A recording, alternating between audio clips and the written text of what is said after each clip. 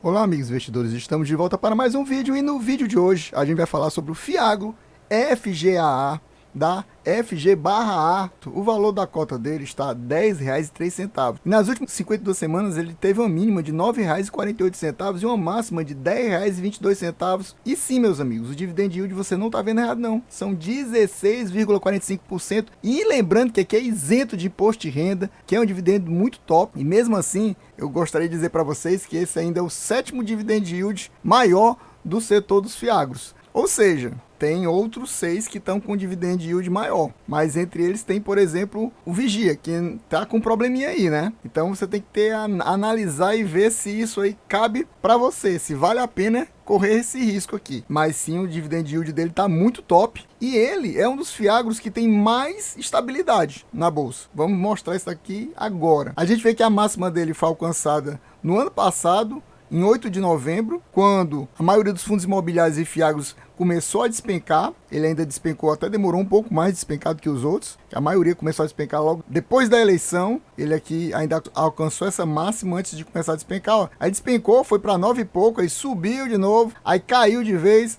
aí ficou nessa base aqui, ó, 10 baixo, 9 alto, e despencou mais ainda nesse período aqui de março e alcançou a mínima bem aqui, ó, no dia 12 de maio. Só que aí começou a crescer.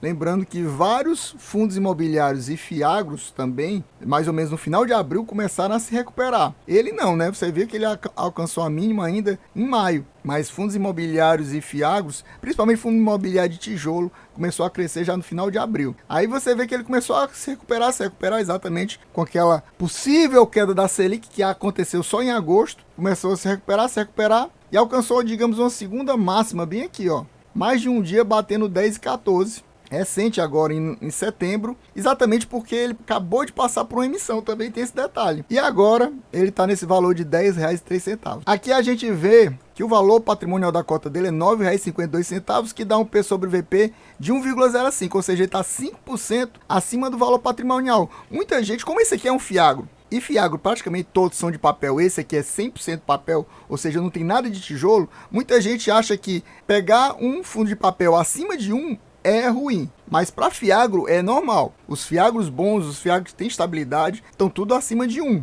a maioria. Que está 1 ou abaixo de 1 tem algum probleminha, alguma questão aí a ser resolvida e por isso ele não está com esse valor maior, ele está 1,05. Por isso que ele fez uma emissão recente, porque normalmente quando está 1 ou menos, ninguém faz emissão. O pessoal sempre tem que fazer com algum spread, digamos assim, acima do valor patrimonial para compensar, fazer a emissão e o pessoal entrar na emissão. Os investidores, no caso, os cotistas. Então ele está 5% acima, mas como eu falei, é normal. Até 5 é normal. No ano passado, ele chegou a ter um P sobre VP de 1,07, ou seja, estava 2% acima desse valor atual. E eu tenho quase certeza que mais ou menos em setembro, outubro, ele estava mais caro ainda. A gente vê que aqui tem alguns valores errados. Quais valores errados? Essa quantidade de cotistas não está mais assim, está errado isso aqui. E a quantidade de cotas também não é mais essa. Exatamente porque ele acabou de passar por emissão. Aqui é como se tivesse desatualizado, eu não sei porquê. Provavelmente porque foi tão recente que eles ainda não atualizaram aqui no sistema do Status Invest. A gente vê aqui que o valor da quantidade de cotas é 45 milhões e 81 mil, não mais 38 milhões como estava mostrando lá. Ou seja, atualmente o valor do patrimônio líquido do fundo gira em torno de 432 milhões, o que já coloca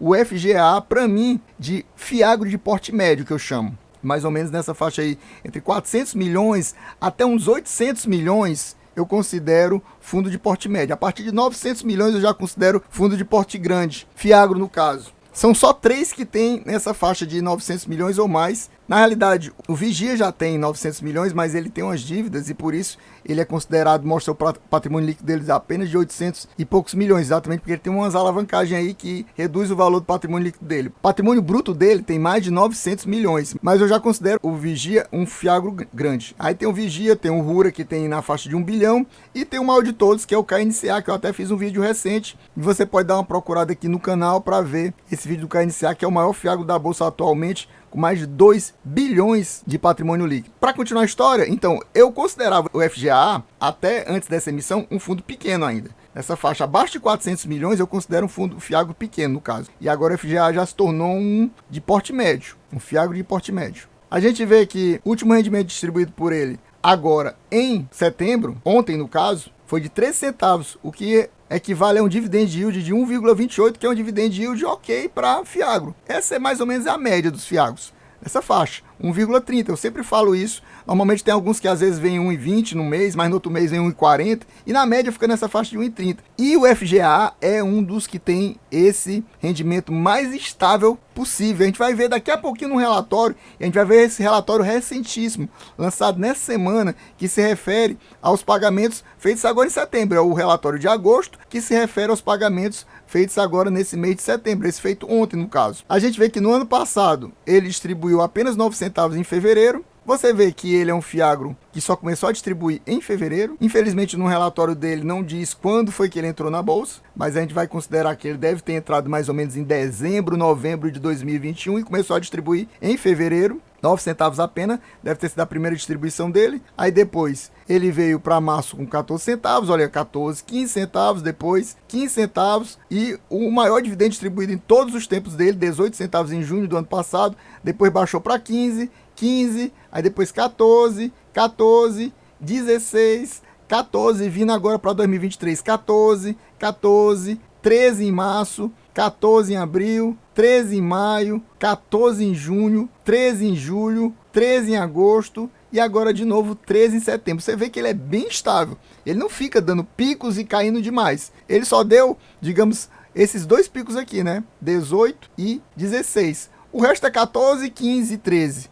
É 14, 15 e 13 sempre. Mas basicamente esse ano tá muito 14 e 13, né? Esse ano basicamente é 14, ó, 14, 13, 14, não tá dando nem 15. É 14, 13, ele tá bem estável. É até por isso que ele se torna um Fiagro com os rendimentos mais previsíveis e muita gente, muito investidor gosta disso, muito cotista gosta disso. E aí isso faz o fundo também manter uma média, uma estabilidade no valor das cotas. E outra coisa que a gente vê é que ele tem uma liquidez diária bem interessante de 1 milhão, praticamente 600 mil por dia. Agora a gente vai para o relatório do mês de agosto, que se refere aos pagamentos feitos em setembro. E meu amigo, se você quer me ajudar a manter os conteúdos pagos que eu trago para você lá em ações, ou você quer ter um vídeo só seu de Fiagro ou fundo imobiliário ou ação, fica a dica aí. Amigo, você quer me ajudar a acelerar o pagamento do YouTube para eu conseguir pagar aqueles conteúdos pagos que eu sempre falo para você? Então você vem aqui abaixo do vídeo, clica no valeu, vai abrir essa janelinha, você doa a partir de R$2 e aí no próximo vídeo eu te agradeço pela doação e se você doar a partir de R$20, você coloca aqui no comentário o ticket que você deseja e eu vou analisar para você no próximo vídeo, seja ele de fundo imobiliário, Fiagro ou ação. Muito obrigado, valeu! Aqui temos o relatório do mês de agosto, como eu estou falando para vocês, que se trata dos rendimentos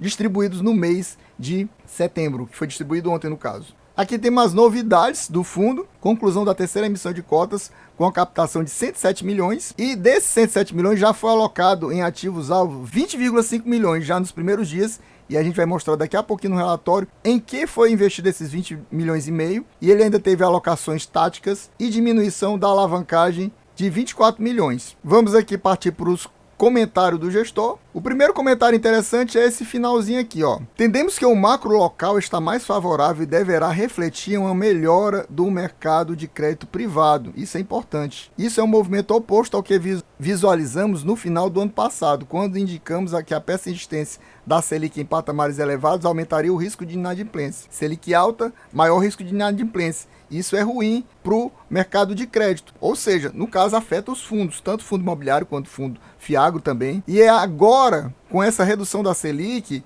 que ele falou aqui, eu não vou mostrar para vocês, eles consideram que está havendo uma coisa no sentido contrário, uma leitura no sentido contrário, ou seja, está ficando mais favorável, como ele falou aqui em cima. E isso é melhor para os fundos imobiliários e Fiagros, como eu falei. Devido a essa melhora no crédito, aí o que ele fez? Neste contexto, no ambiente macro local mais favorável, com a melhora da qualidade de crédito e fluxo positivo para a negociação de cotas, visando nos antecipar, decidimos fazer um novo follow-on, que é exatamente essa nova emissão que aconteceu e que captou 107 milhões, como a gente já viu. E o mês de agosto se tornou um mês muito importante para o FGA11. Depois de ficarmos um ano sem fazer uma emissão de cota, visualizamos que o fundo poderia crescer. O aumento do patrimônio líquido do fundo tende a refletir no seu volume negociado diariamente na Bolsa de Valores. E por isso o momento se mostrou oportuno para crescer e alocar rapidamente o caixa captado em boas opções que estavam em nosso pipeline, né? Pipeline, para quem não sabe, é aquela, digamos, listinha de ativos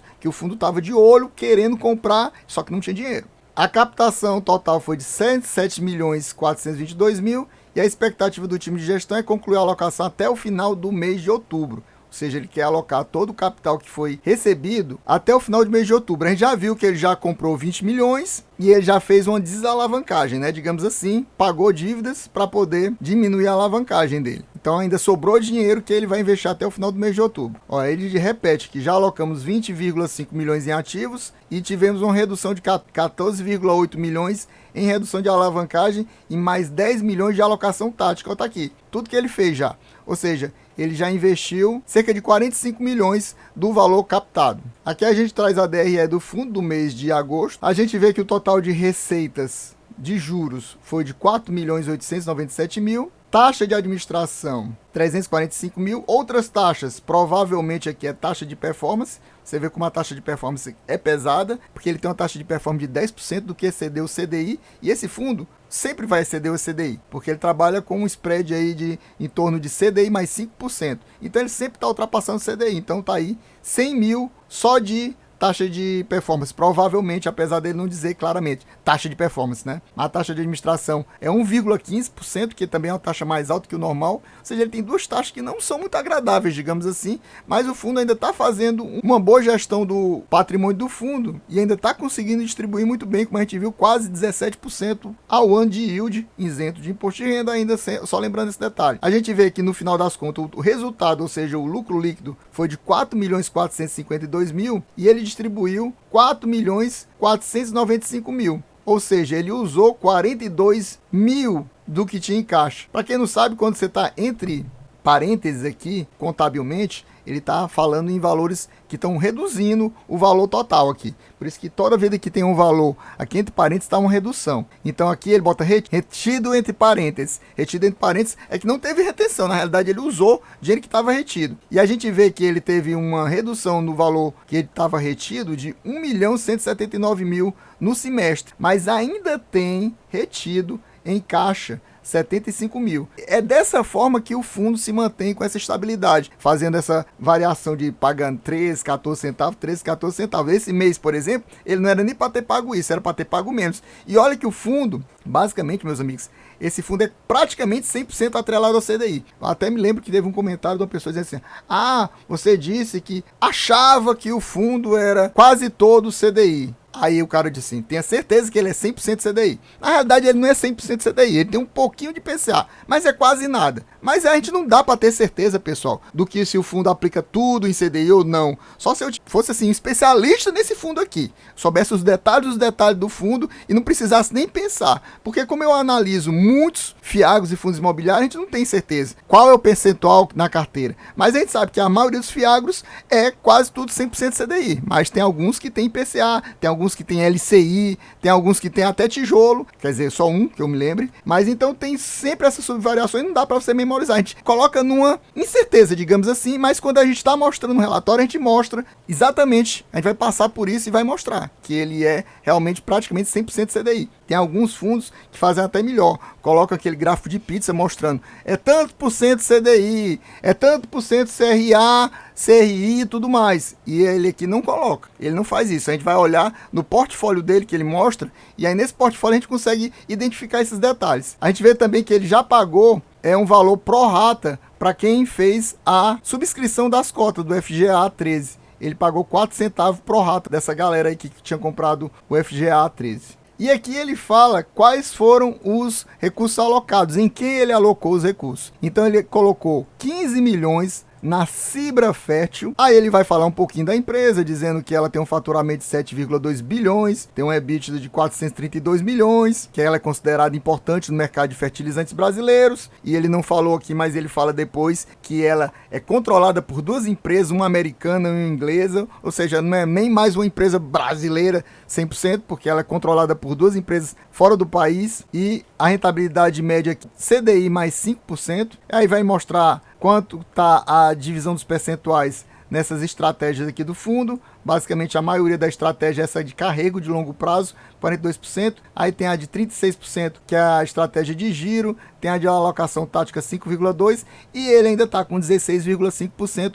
do valor em caixa, né? Só que não foi essa a única alocação que ele fez. A gente viu que ele disse que tinha comprado 20,5 milhões em ativos. E tá aqui os outros 5,5 milhões. Ele comprou mais um ativo que já estava na carteira, que era a usina Alcoeste. Ele comprou mais 5,5 milhões de CRA da Alcoeste, com um CDI mais 3.000%. Aí ele fala aqui, ó, rapidamente já estamos alocando os recursos do follow-on para que se mantenha uma boa rentabilidade aos cotistas. Aumentamos a nossa pulverização, o que é importante, né? Continuamos perseguindo bons resultados para os nossos investidores e boas alternativas de capital para os nossos financiadores. Seguiremos forte no nosso propósito de tornar o FG/Agro um dos grandes fundos de crédito agro do mercado brasileiro.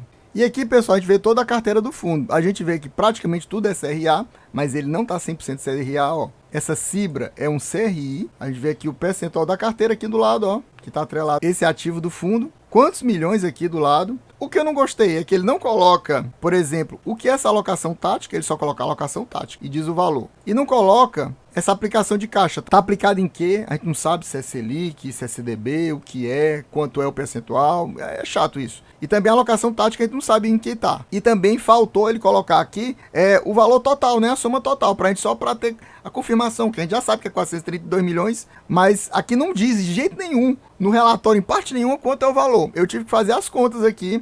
Eu fiz baseado no valor patrimonial, considerando a quantidade de cotas, e fiz também, só para confirmar, baseado aqui, ó, em 71 milhões. Fiz uma regra de 3, 71 milhões está para 16%, assim como X milhões, que é o patrimônio total, está para 100%. Eu fiz uma regra de 3 para confirmar que dá 432 milhões, arredondando. Pessoal, então a gente vai ficando por aqui. Ó, eu queria que você me dissesse agora, aqui nos comentários, se você possui FGA, se você está pensando em colocar FGA na sua carteira, se você não tem FGA, qual o outro FIAG que você possui na sua carteira, coloque aqui nos comentários. Então, vamos ficando por aqui. Quem tiver gostado já sabe, né? Se não for inscrito, se inscreva agora, deixa aquele likezão, ative o sininho. E é isso aí, valeu, até a próxima e fui!